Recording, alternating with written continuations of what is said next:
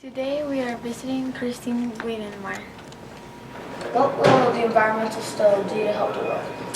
Well, a lot of people still cook all of their meals over open fires around the world, and those open fires create a lot of smoke and can cause air pollution, and they can also harm people's health. So the goal with these stoves is to, one, use less fuel to burn so people can cook things more efficiently. So that's one, so they don't have to spend as much time out searching for fuel and for wood to burn, to cook.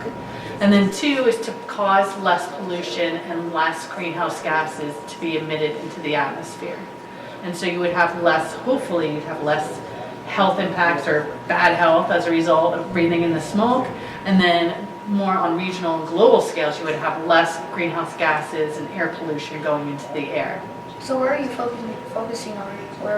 We're actually going to do our study in northern Ghana, which is in West Africa, right on the edge of the Sahara Desert. So it's very dry there. There's not a lot of trees. There's not a lot of wood. So we're hoping that we could come up with ways that people could cook more efficiently with using less wood and less fuel. The people, for their stoves and for their cooking, they either use husks from cornfield and from their agricultural waste. So when they harvest their crops, they use the extra stuff for fuel. They also use wood, but we're right on the edge of the Sahara Desert. So do you think that there's a lot of wood there? No.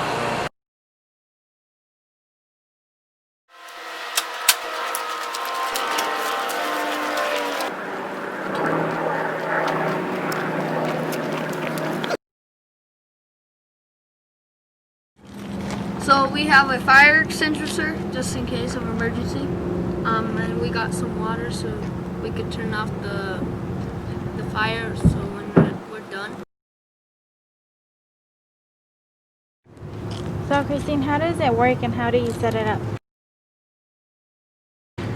Well, I think first we'll take some of these bigger sticks and put them in the front here. It feeds into the stove this way. That's why this metal tray is here. And then we've collected some dried leaves here, and we'll put them in the middle, and that'll get it ready to light. And then what we can use is a lighter to get it started.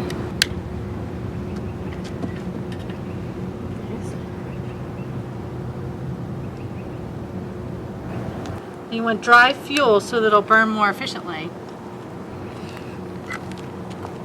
And you see all this white smoke. White smoke comes from inefficient combustion. You'll see black smoke when you have flaming combustion. Okay, so it looks like it got started. So what we can do is this tray is to feed in and keep the fire within the chamber in the middle, so it's not on the outside.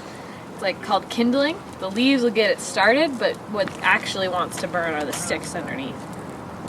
You can feed in the fuel and keep on pushing it in without getting your hands too close to the stove.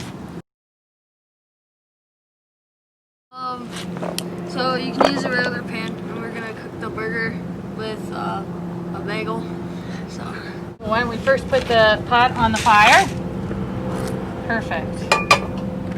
And then maybe a little oil. You can do it just a little bit. Nice. And then let's throw that burger on there. Okay, ready? 1, 2, 3. I don't like to smile. Oh, you smile when you think I'm not looking. So come around this side. Oh, okay. Go all the way around. All the way around. In another year, we're going to go do a full-scale project where we're going to deploy 100 stoves to 100 different families across northern Ghana. And then we're going to look over the course of several different years to see how it impacts their emissions, if it impacts their health, if they like this stove, if it saves them time, if it prevents disease. All these questions we hope to ask. Well, there's a lot of reasons why I like science. I like science because I like to figure things out, take problems and ask questions, and it's kind of like being a detective. And I also really like it because I'm always learning something new.